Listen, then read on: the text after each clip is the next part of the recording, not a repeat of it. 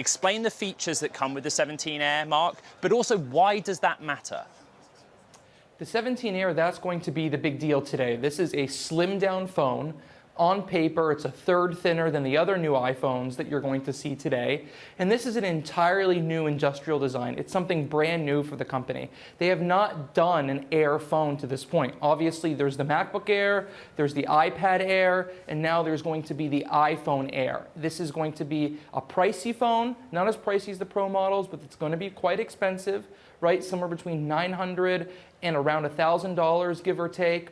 It's going to only have one camera. It's going to have drastically less battery life than the Pro models, but this is going to be exciting. It's going to get people really interested in the phones this year. It's going to help draw people to Apple stores. It's going to give Apple a way to have a big marketing push going to the holiday season. But in my view, as I've written, the most popular phones will still remain the Pro phones, and those Pro phones will also still be the most practical new iPhones because of the better battery life, performance, and cameras.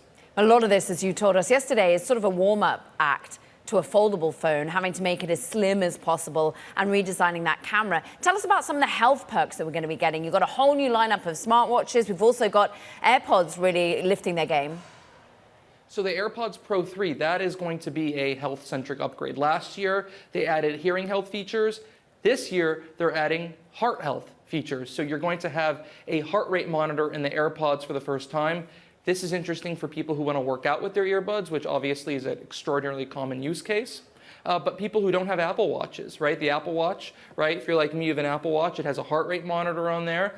But the total addressable market, because of the price and the more ubiquitous nature of the earbuds category, will bring heart rate to more Apple customers.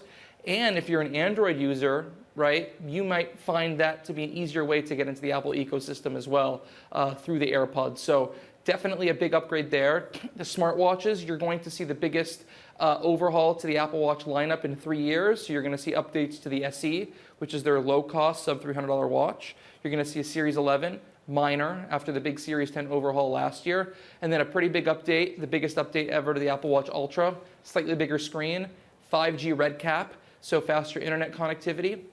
Big thing, satellite capabilities. So if you are on the go in a mountain range without cellular connectivity and you don't have your phone with satellite, now your watch, the Ultra Watch, will have it.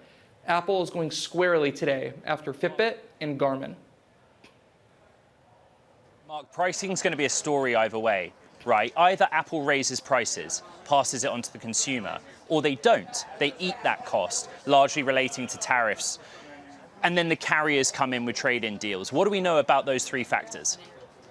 Yeah, so the pricing is interesting. You're right. Either way, it's going to be noteworthy. It's interesting because Samsung and Google both recently rolled out new phones, and they did not increase their prices. So the precedent is not set there for Apple to raise the prices, even though they do have the air cover of tariffs. If they do raise prices, they're not really going to get into it, but if they did, my bet would be they explain it away as this is the first redesign, major camera upgrades, new processors, whatever.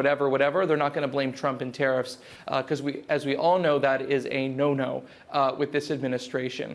In terms of carrier deals, I am expecting an extraordinary amount of trade-in specials and deals from all the major carriers in the U.S. Apple has been working the last several months with these carriers to ensure that there are major deals in place. To me, that implies there will be some tweaks to the pricing strategy, and this could be positioned as a way to offset any of those changes.